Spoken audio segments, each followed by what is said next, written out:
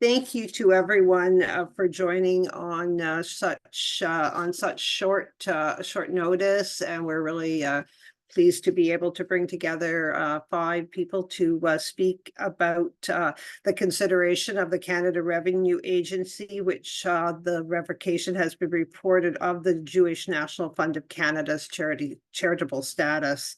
This has been a long time coming. This move restores trust in the impartiality of the revenue agency to enforce its rules, irrespective of a charity's possible influence. At the same time, we also will want to highlight that the JNF is one of the many Israel-focused charities that have violated Canada Revenue Agency rules. Over the last 18 months or so, detailed complaints have been made and submitted to the CRA, asking to investigate over a dozen other Israel-focused charities.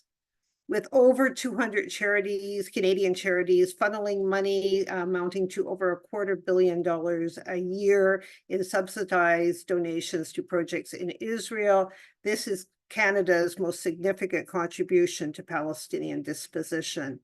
We will have 5 people speaking to you who bring expertise and knowledge in this regard.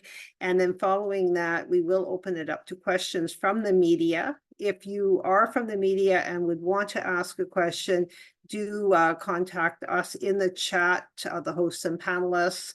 At the point that we are taking questions, we will open the mic, unmute your mic at that point, and be in touch with you so that you can ask your question as well. We are pleased that our first speaker is Rabbi David Mivasair, who is a member of the Independent Jewish Voices, and also one of the individuals who submitted a complaint, I believe it was in 2017, to the Canada Revenue Agency regarding the Jewish National Fund. David, I turn it over to you. Hey, thank you so much, Karen, and thank you to everyone for being here today. I want to begin by just introducing myself, actually. So I'm a retired rabbi. When I was a younger person, I decided to live in Israel. I lived there for 4 years. In the early years of my career as a rabbi, as a congregational synagogue rabbi, I used to raise funds for the Jewish National Fund. I encouraged my congregants to donate to it. I was a donor. I supported it financially.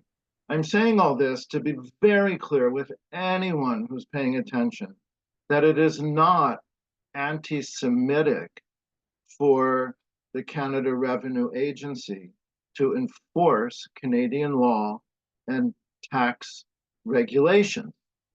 And it's not anti-Semitic for anyone to oppose tax-subsidized donations going to support illegal activity in Israel and in Palestine. So just to say a little bit more about that. It's the job of the Canada Revenue Agency to enforce Canadian law and our Canadian tax regulations. The Jewish National Fund, for more than 50 years, has abused its charitable status. It has directly funded building and development and programs in Israeli military bases. It indirectly turns money over to organizations that directly take land away from Palestinians and give it to violent Jewish settlers. It's ethnic cleansing just directly in Jerusalem and in the West Bank, which is not Israel.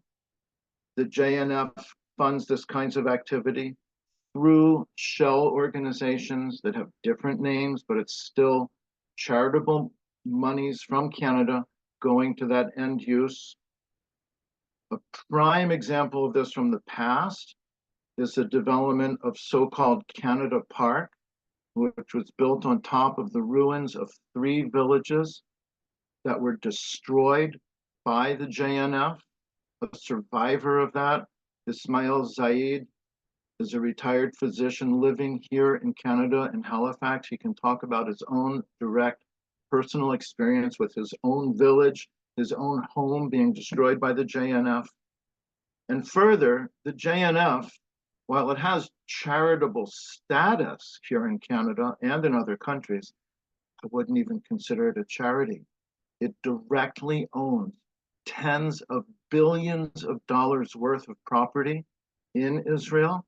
It owns it, and it controls directly about 15% of the real estate in Israel, and indirectly, it controls about 95% of all the land in Israel through its seats on the board of the Israel Land Authority.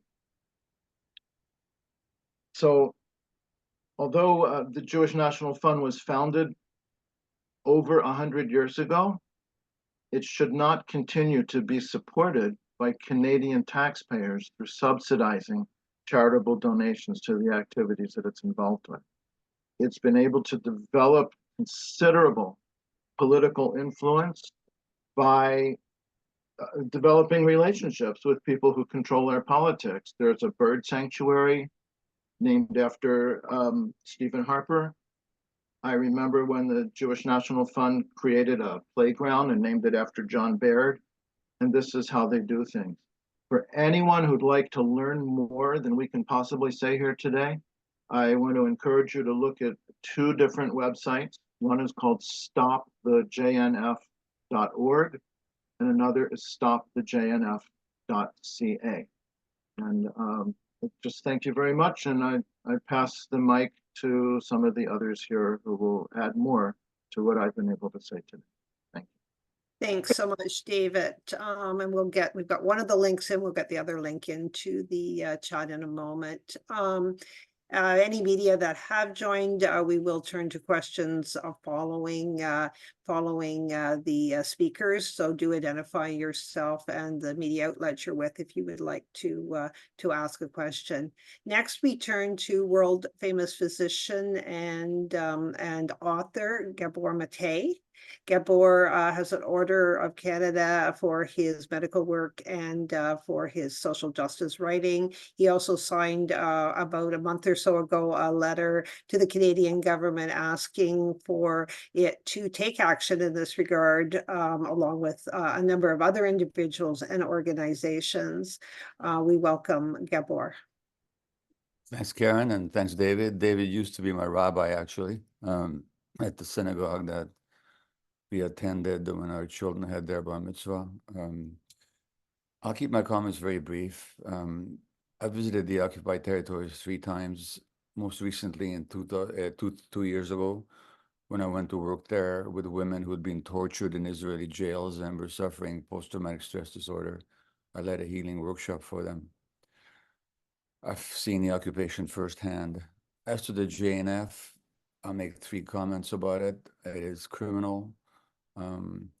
It is colonial, and it's racist. And I'm not making moral statements here. I'm speaking in a very objective sense of the meaning of those words. Criminal because it's the recipient of stolen goods. In 1948, the Palestinian population was deliberately expelled and dispossessed, their villages often destroyed, and certainly appropriated, their lands and goods and houses appropriated by the state. And this is in contravention of international law and UN resolutions. Those stolen properties were bought by the JNF for sale to Jewish settlers. This is in Israel. Now, when I worked in the downtown east side as a physician in Vancouver, some of my patients made their money by receiving stolen goods and reselling it. That's what the JNF did. The so-called absentee property, which were the property of the Palestinians who'd been expelled from their lands and houses, was sold by the state of Israel to the JNF for resale. So it's a criminal organization. It received stolen goods. Number 2, it's a racist organization. Would in Canada any institution, organization be allowed to function with tax-deductible donations if it bought and sold land only to a certain ethnic group? What if there was an organization in Canada that only sold land to Christians by its mandate, or only sold land to Jews, or only sold land to Muslims? Would it receive tax-deductible status? So it's a racially exclusive organization by its mandate. And as David has already pointed out, it's a colonial organization because it has taken land. I'm not talking about inside Israel proper now. No, I'm talking about in the West Bank, where it's received land and has used it and has sold it again for Jewish settlement. Now, so it's racist, it's colonialist, and it's criminal. Why should it receive tax-deductible status? As to the occupation itself, I will only tell you that the Canadian media does not report what happens in the occupied territories. I'm not even talking about the horror in Gaza.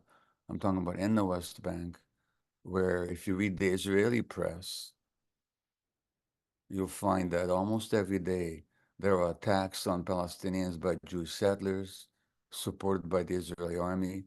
There are what they're called pogroms in the Israeli press. There are burning down and destruction of olive groves, the destruction of homes, the torture of prisoners. This is all documented in the Israeli press, never or hardly ever reported in Canada. And this is that large project of what David accurately called ethnic cleansing that the JNF is involved in. I will stop here. Thanks for listening. Thanks so much, Gabor. I also will mention that we've heard from Nikki Ashton just now. She is traveling and sends her regards and that she can't join us, but that she is aware of the decision. So we'll hope that maybe there will be statements coming from her office soon as well. Next, we turn to Wesam Ahmad. Wesam is a human rights advocate with the Al-Haq, the Palestinian human rights organization. Wesam will be joining, or is joining us from Ramallah, I guess this evening, Wesam, and we'll be talking in regard to the organizations that are receiving the money that is leading to Palestinian dispossession, war crimes, and potentially genocide from Canadian charities and other charities internationally. Wesam? Thank you very much, Karen, and thank you to my fellow panelists and everyone for joining.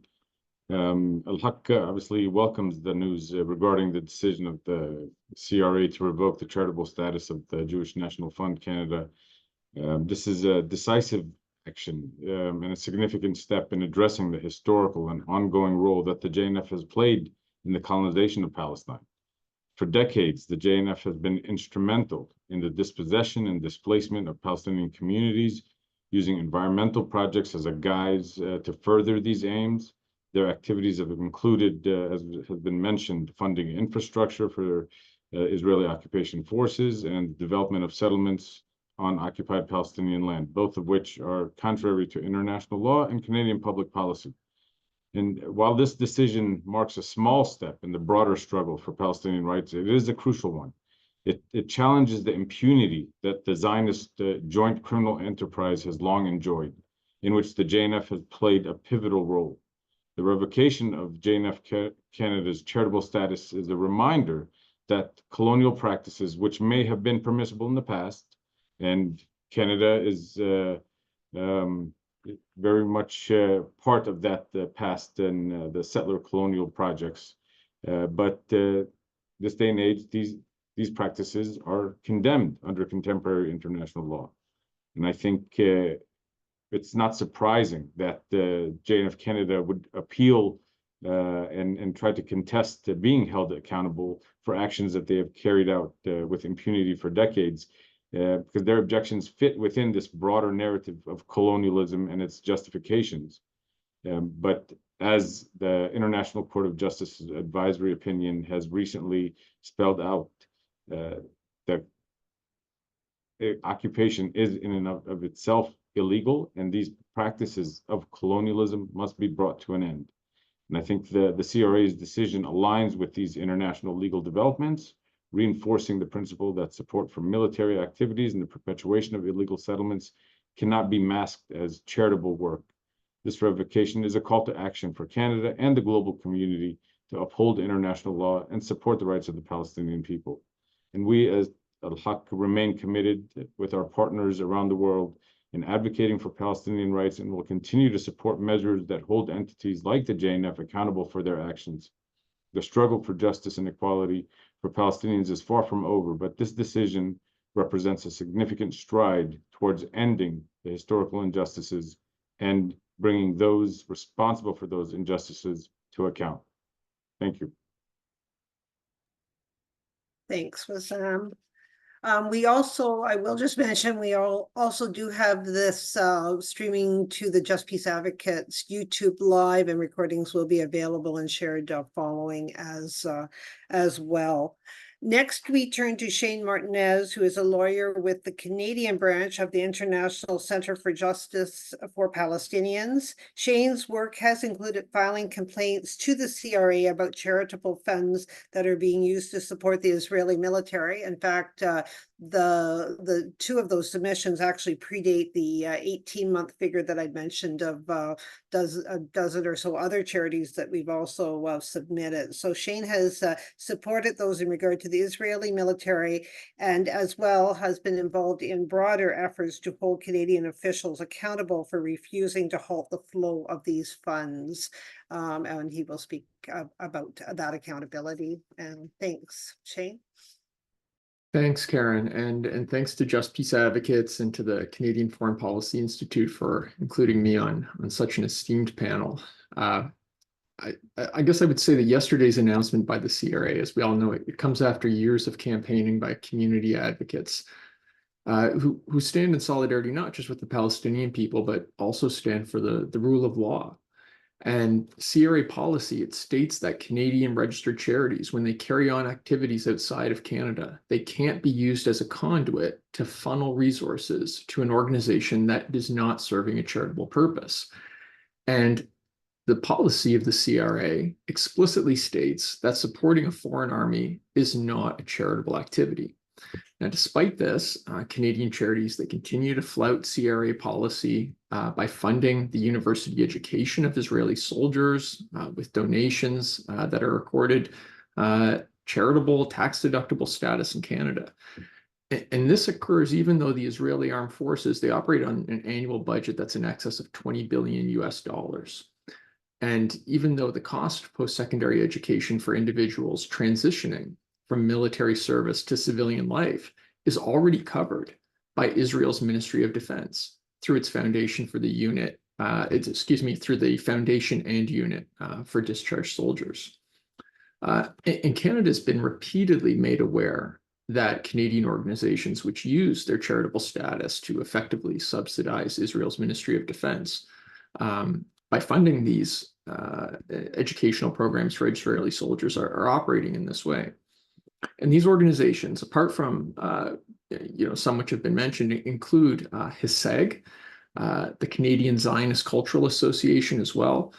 And Canada has refused to take any enforcement action under the Income Tax Act or CRA policy, despite the fact that these organizations incentivize enlistment in the Israeli military by rewarding those who participate in its combat operations. One of the recipients of money from the CZCA and HISEG is something known as the Duvdevin Scholarship and Mentorship Program. And for decades, Duvdevin it's a military unit, an undercover military unit in the IDF. It's been the subject of widespread international criticism for an array of human rights violations, including the killing of innocent Palestinian civilians. And in 2019, the Duvdevin Foundation, which is based in Israel, it reported that it had been working in partnership with HISEG and also the CZCA to grant academic scholarships to Duvdevin alumni. And scholarships were based on financial need, but also excellence during Army service. And they also recognized explicitly in their promotional materials that the CZCA could be used for tax benefit purposes. And I guess to conclude, I'll note that last November, the Canadian branch of the International Center of Justice for Palestinians wrote to the CRA notifying them that the Canadian charity to Israeli military pipeline, it was a form of Canadian complicity in Israeli military atrocities, and that we're investigating and will be endeavoring to seek accountability in both domestic and international forums. So we were quite pleased with the ICJ's advisory opinion that was issued on July 19th on the legal consequences arising from the policies and practices of Israel and the occupied territories.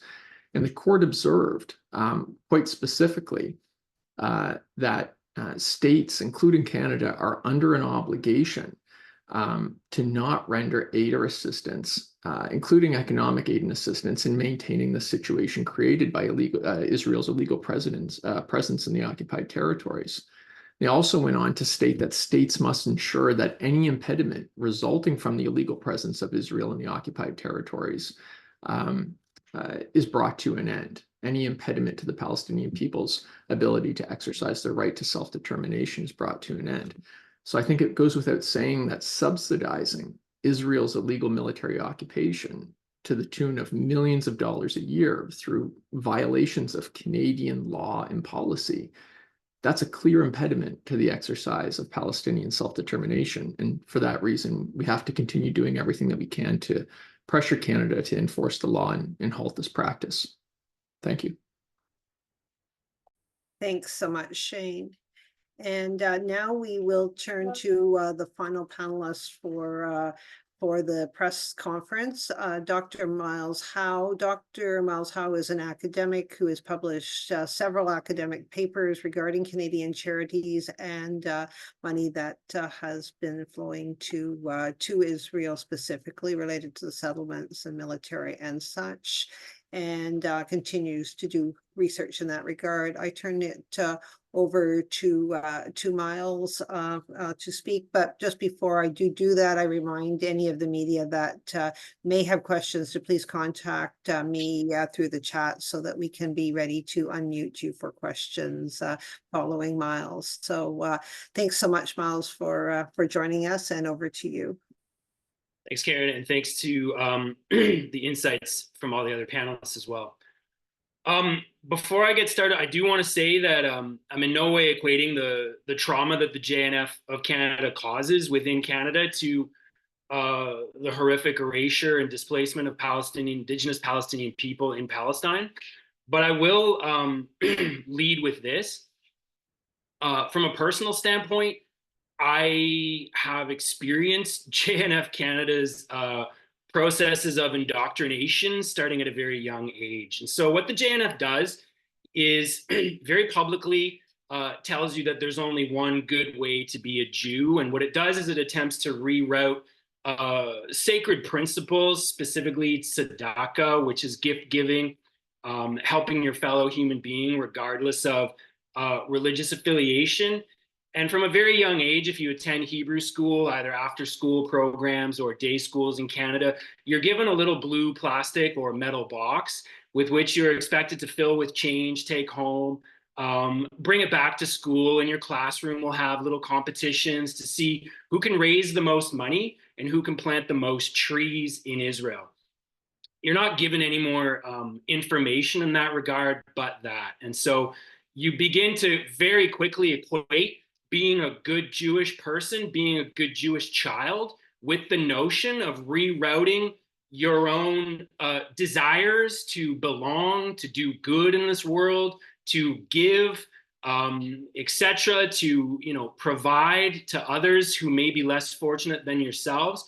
You begin to equate that with giving to Israel, this sort of place in the sky utopia to which you will always have affiliation and belonging should things ever go wrong. And if your parents were subjected to this type of indoctrination as well, as we were talking about the family table last night, it's simply perpetuated. And so that is the JNF Canada. And that's what it does in Canada as well. And that's how it raises money and convinces people that to be a Zionist is to be a Jew, and to be at least to even question the notion of the state of Israel is to be somehow anti-Semitic, or to if you're a Jew, to hate yourself. So you have to firstly get out from under that. That being said, that's not really the point that I wanted to make here today. We're looking at a revocation here, right?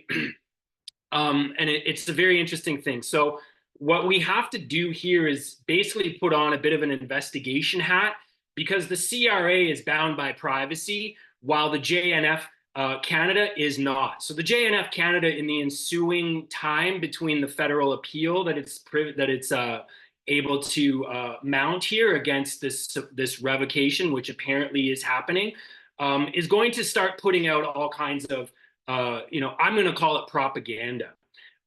First and foremost, this morning, or perhaps late last night, it raised the specter, of course, of anti-Semitism, and it also said that the reality of why it's going to get revoked is that the CRA has decided that its original charitable purpose of 60 years ago or so, when it was registered as a charity in Canada in 1967, is no longer considered charitable. That purpose, quote, was funds for the employment of indigent laborers on various work projects for which they receive daily stipends. I've been through a number of revocation packages from the CRA, and I'll tell you in no uncertain terms that the CRA has never revoked a charitable status license in Canada over questions of not meeting your self-stated charitable purpose. So I'm going to go ahead and call that one BS. Why then would the JNF of Canada, why now, and why is its charitable status being revoked? Beyond what JNF Canada is going to want you to believe, and beyond what the CRA can't actually tell you for the moment. The panelists here have touched upon most likely the infractions are related to a measure of undirected or control over its Israeli agents in Israel. Specifically, when we look at JNF Canada's overseas activities forums over the last 6 years, you see that its main recipient is an Israeli agent known as Keren Kayemet LeIsrael, which is KKL, let's call it that abbreviation. And KKL JNF is the Israeli entity legally that owns this vast amount of land within Israel.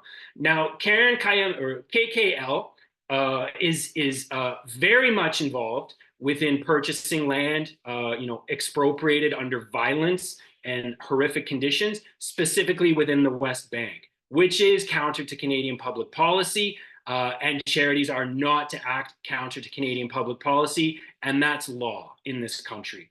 In 2018, JNF provided KKL with $6.6 million, 2019, 9.4. There's a steep drop off in 2020. I would say probably related to pressure from campaigns, grassroots campaigns here in Canada, but still 1.2 million flows to KKL, 2021, 1.8, 2022, 3.9, for a grand total over the past 2018 to 2022 of just shy of $23 million going to KKL.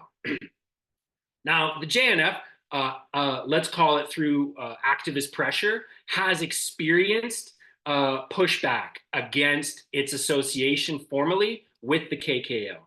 So much so that in March of 2021, the JNF took the step of actually publicly distancing itself from the KKL in a letter to its donors and a letter to its members. It says it removes the KKL logo from its website. It actually removes the KKL acronym from its name, and it signs an MOU, Memorandum of Understanding, with the KKL, in which it claims autonomy over its funds, saying that all these funds, this 23, just shy $1 million, is not going towards Palestinian expropriation, but other things. And we're expected here to take their word for it. If I were to put on my Sherlock Holmes hat here, I would say that's probably the issue, given that KKL is repeatedly the JNF of Canada's most prolific recipient of donations. I'd say there's a lack of control, there's a lack of direction here, and obviously the CRA, or I would say most obviously the CRA, which has been very interested In JNF Canada, it has been the subject of numerous audits, again, which as the public, we are not privy to, but it has audited the JNF repeatedly. And so if I were, again, to put on my hat and pipe here, I would say that there's something within this relationship specifically that doesn't pass muster. In the past, KKL has gone very far in towards funding projects on land owned by the IDF, on purchasing land expropriated within the West Bank specifically. And so who's to say it does this through its own organization and also through private contractors? Himanuta Limited of the West Bank is a prolific purchaser and expropriator of Palestinian lands. And so my take on this, why here, why now, is that there's something there within that relationship that does not pass the CRA standard. It's a good thing to see this beginning to be enforced finally. As Karen and others have pointed out, there are numerous complaints to the CRA over a variety of charities. The JNF is a key piece of this. It's certainly not the only piece. But as we know also from those of us who have been involved or who leaf through these types of charitable documents, including, how the CRA proceeds through an audit, it's a long and slow process. And so if I were again to put on my hat, this is related to something that's probably happened at least 2 years ago, because this is what the time sort of takes for an audit to lead to a revocation. And it's been a long time in the works. I would also say do not listen or do not necessarily take at face value what the JNF is saying in terms of why this revocation is now on the table. That is one key takeaway as well. I can virtually guarantee you, after having looked through, I would say, at least a dozen revocation due to failed audit packages, that there is no way possible that the CRA is going to revoke the JNF Canada, an organization with significant political clout within the Canadian sphere, over some kind of misunderstanding over a self-stated charitable purpose. There's way more going on here than we know. And unfortunately, we're going to have to wait for that federal appeal to come out to get access to some of those documents. So at best, what we can do here is keep the pressure on, put on our very, put some cynical lenses on our glasses when we read press releases from the JNF, because it will be a one-sided experience for those of us involved in this. Mainstream media in Canada does a fairly abhorrent job of covering this issue objectively, if at all. It's generally just crickets in the mist. There's simply nothing.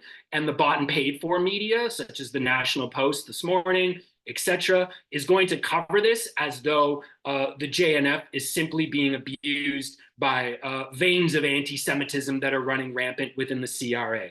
Don't trust that line. And I would say wait for the outcome. Thanks very much. And I'd be pleased to answer any questions. Thanks so much, Miles, and thanks to all of the other panelists. We will move forward now to questions from the media, and we have a couple. I'm going to turn to Nora from the Electronic Intifada and just allow you to unmute. I would ask everyone else to also turn their cameras on as well. Nora, you can go ahead. Hi, thanks so much for this. This is really important, and it's I always relish the opportunity to report a little bit of good news amidst so much bad news these days. One question that I have is about the pressure, and Miles, you alluded to this, that the JNF and other Zionist organizations will undoubtedly use to try and get, the CRA to, I don't know, reverse its decision if that's something that that could happen, or at least give the JNF another pass. How can Canadian civil society help resist that pressure and make sure that the charitable status remains revoked and that the JNF Canada can be held responsible? Okay, so I will open it up maybe with Sam, if you want to start, and maybe Shane and others follow. Sure. Thank you, Karen, and thank you, Nora, for the question. I mean, yes, it's good to see some positive developments every once in a while, but I think it's always important to recognize that each positive development in the struggle will inevitably face resistance and pushback from well-established and well-funded entities aligned with Israeli interests. And this resistance is a reminder of the entrenched nature of the issues at hand and the powerful interests involved. To ensure that JNF Canada is held accountable and that the CRA's decision is upheld, Canadian civil society is going to play an instrumental role and remain vigilant and proactive. And so just some suggestions on how this proactive engagement can develop: sustained advocacy and awareness, mobilizing public opinion, building alliances to push back, legal and policy advocacy, and continue to monitor and report on the process. It's all very important, but most importantly, that the pressure continues, because there is always going to be a counter force pushing back. And we need to recognize that this is an ongoing struggle, and every one of these developments is going to be met with pushback. And even though celebrating success is important, it's equally crucial to keep pushing forward and amplify actions and engage in continuous advocacy and never relent until the Palestinian right to self-determination is fully realized. Shane, did you also want to pick up, and then others can jump in if they also wish to? Sure. Yeah. Just to build on what Wesam said, I think another way, is for organizations who are involved in Palestine solidarity work to collaboratively seek intervener status in legal proceedings that are going to come up. So groups who are interested in a proceeding that's before the court, and in this instance, it would go before the federal court, they can apply for intervener status.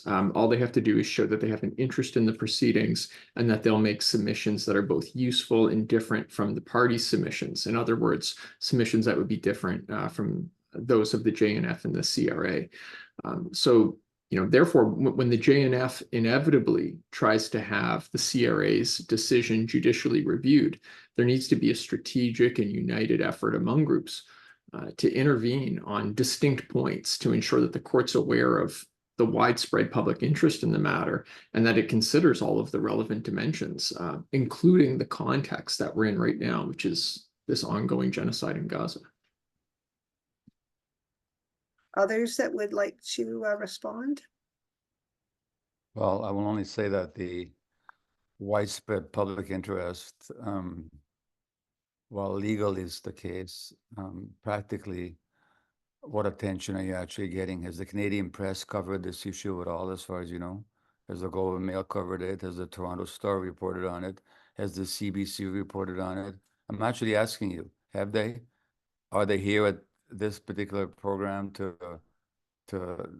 receive some further background? So I think there's a lot of work to be done, not just in the legal field, but also in the public awareness field, where there's a concerted, it's almost like there's a concerted effort on the part of the media to ignore this issue and not to cover it. Any other comments on that point? I still think that you got to give kudos to those who have been championing this cause for years. I'm personally not surprised that mainstream media is not here. I have no expectation that they'll ever be here personally, and I think it's okay to just go ahead without them. And so I want to give a shout out to everybody who has been moving this forward since at least the 20-teens. Panelists within here, Rabbi Mivasair, thank you. And I think that's of vital importance. I think that there's a huge appetite at the grassroots to no longer be complicit in Canada with this genocide, to come to terms with our own genocidal history at the same time and move forward in that direction. And I think that, I've learned a lot from Wesam personally in his assessments of linking up philanthropy and charity with colonialism itself. And that's something that's often overlooked. We're far more familiar and comfortable with getting behind causes that we can more readily identify, such as arms sales, etc., prison building. but philanthropy is often that overlooked third arm of that colonial system, right? You have prisons, you have warfare or policing, and you also have philanthropy. It's that soft touch. It's a harder sell to the Canadian public to get excited about, oh my goodness, a charity is getting revoked. It doesn't have the same take up, but we can make that work, and we need to begin to reframe that argument as well. Great, thanks, Miles and others. Nora, do you have any other follow-up question to your initial question? Putting me on the spot here. Yeah, I guess you know what I mean this is an incredibly significant move that could have precedent for other Israel-aligned charities. I mean, I remember time is kind of abstract for me at the moment, but I think it was a few years ago when a charity was being held responsible for military recruitment for the Israel army. And, so what kind of precedent does this set for other Israel-linked charities, organizations that, that are not just profiting off the colonialism happening in Palestine, but specifically the last 10 months of genocide? Shane, would you be okay to comment on Nora's question and comment? Yeah, certainly. So this isn't without precedent, right? There has been instances in the past where status has been revoked, including matters that have actually gone through the courts up to the Federal Court of Appeal, involving donations being sent from organizations in Canada that have charitable status over to benefit the Israeli military, and those organizations losing their status.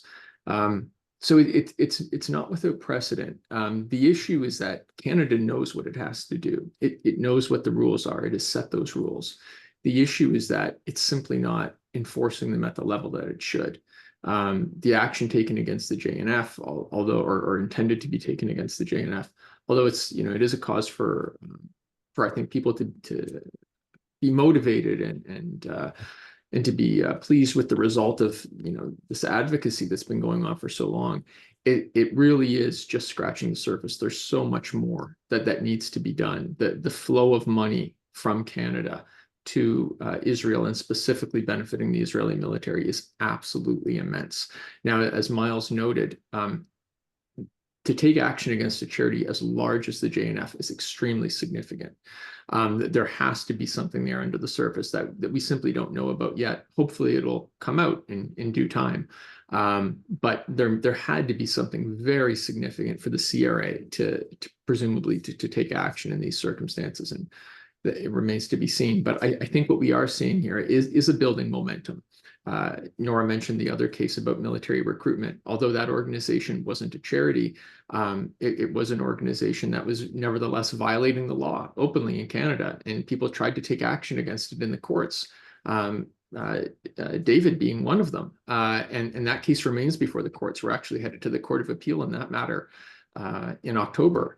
And the government tried to shut that down, even though it was a blatant violation of Canadian criminal law. So the state knows what the law is. The issue is that it's very selectively applying when and where it wants to do that. And we see this kind of state of legal exceptionalism as it applies to the Israeli military in Canada. Thanks so much. Could I possibly add one point? Sorry.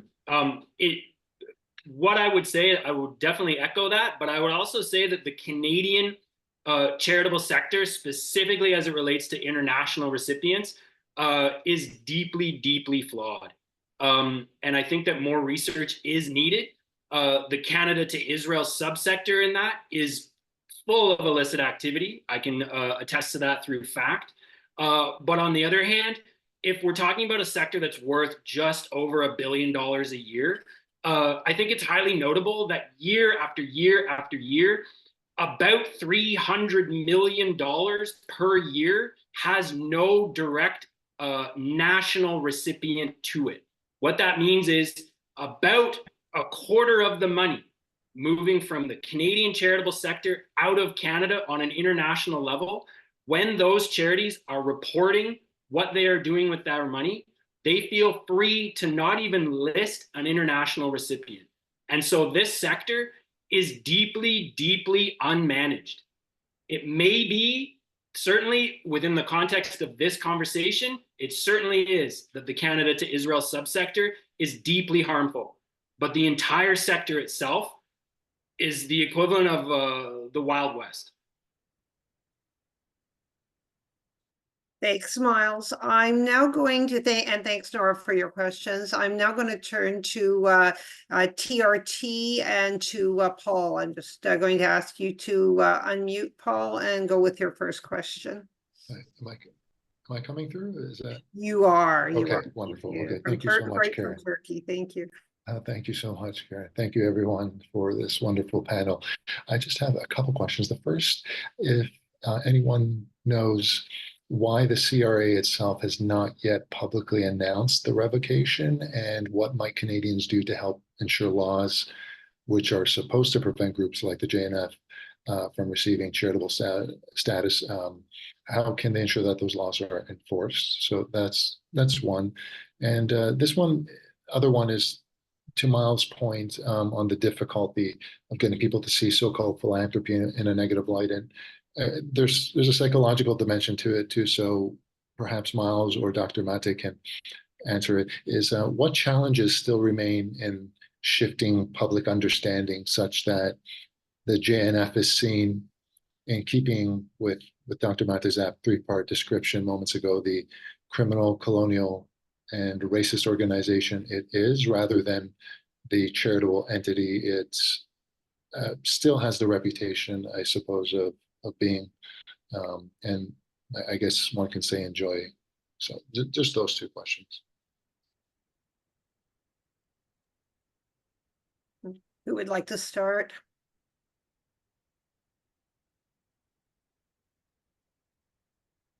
Well,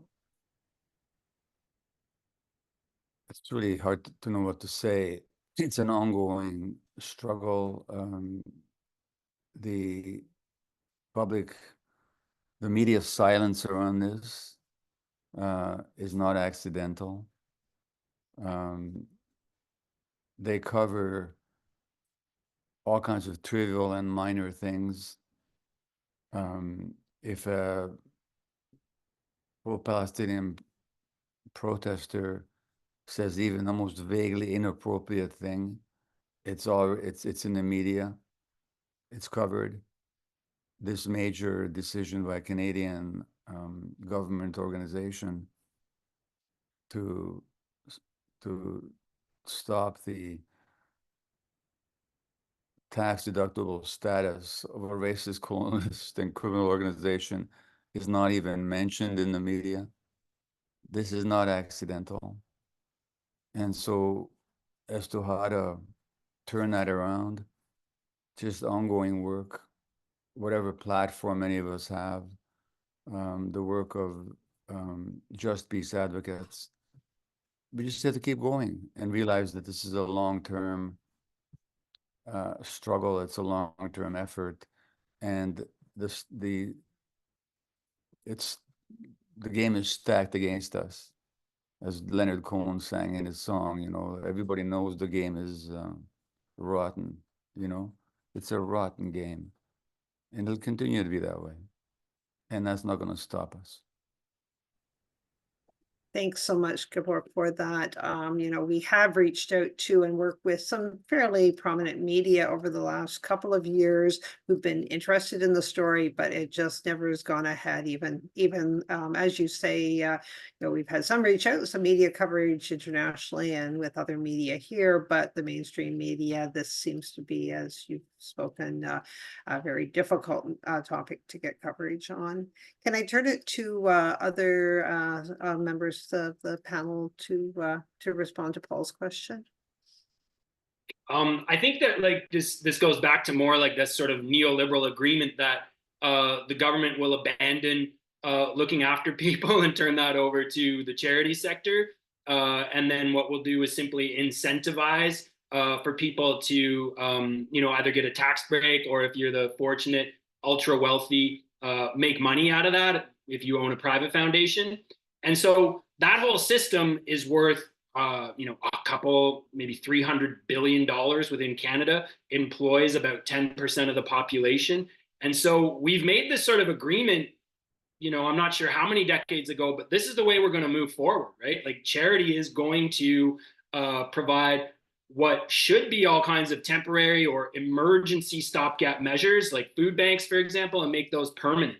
And that's neoliberalism in a nutshell, and that's the role that charity plays, right? And so the notion that this sort of has to work, that we're not going back to socialism or something to that level, is sort of baked into that equation. And so again, I'm just sort of like putting on my thinking cap, but there's a real sort of you treat charity as though it's some kind of holy part of some kind of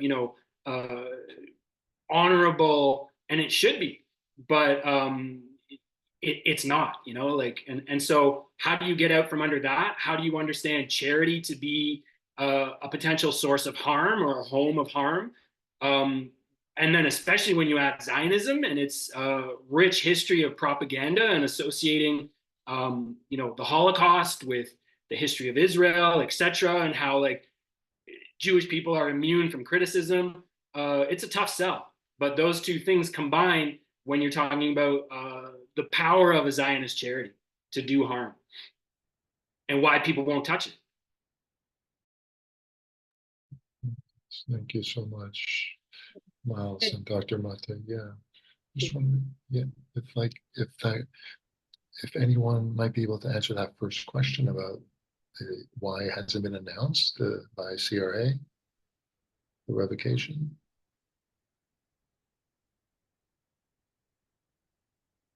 Yeah, either Shane or Miles, do you want to pick up on? I think we may have touched on that earlier, or David, that would be excellent. David, if you could do that. Yeah, so Paul, you're asking why the CRA itself hasn't announced this, and Yes. So my exactly. understanding from dealing with the CRA, and actually I'll tell you, in 2017, when I was one of the 4 people who filed the complaint, we met with the director of enforcement in the charities directorate of the CRA in Ottawa, and he told us straight out, they won't say anything more about this. They have this idea of kind of confidentiality about specific cases. So the CRA is, according to him, like prohibited from publicizing any specific cases. So I would imagine, I don't know this, it's a good question for lawyers, that until a decision is finally made, it won't be published. It's not in the Canada Gazette. It's not on the CRA website. And I think that is probably just because of their routine, not publicizing any of that stuff. Anyone want to add to that? Okay. I think it's the case. I think that is indeed the case. It has to do with the reputation of a charity, right? And so if I'm a charity and I'm being audited, I may not have done anything wrong, and I may still pass that audit, right? And so if I have 500 donors, and suddenly it's public that I'm being audited, I might suddenly find myself with 200 or none, even though I may have done nothing wrong. And so it's that sort of protection of privacy notion. That's as far as I understand the law, but I think you're correct, David. Would be interesting to see if the CRA publicized things about, for example, Islamic Relief Canada or Holy Land Trust before they made a final decision. I mean, just to see, is this being applied evenly? Is everybody being treated the same? Or are they actually protecting Zionist organizations more than others? Thanks so much, Paul, for your question. I will make thank you so much. And I'll just make one final call out in case there are a couple of other journalists that haven't asked questions. I know that are on with us. In case there is anyone else, if you can please, I guess if you can either raise your, well, probably what we need you to do actually is put a little note in the chat if there is anyone else. Are you on mute? Somebody, I'm not sure who's speaking there, but I would allow somebody to unmute if they're journalists asking a question. Other folks, I have put my email address into the chat so we could follow up after. So we are just approaching the hour, and I want to thank those who have attended from the media and others who have joined, and very much thank the five panelists, Gabor, David, Wesam, Shane, and Miles for being with us. The posting is already live on Just Peace Advocates YouTube if you want to watch, and we will be sending out other information from Just Peace Advocates and other organizations. We want to thank very much IJV and David Mivasair and others who've been involved in this work for a decade or so, along with people who have been following and doing work related to the JNF here in Canada and elsewhere over many decades, actually. So thank you everyone for joining us, and have a good afternoon, good evening, depending where you are. Thank you so much. Bye bye, everyone.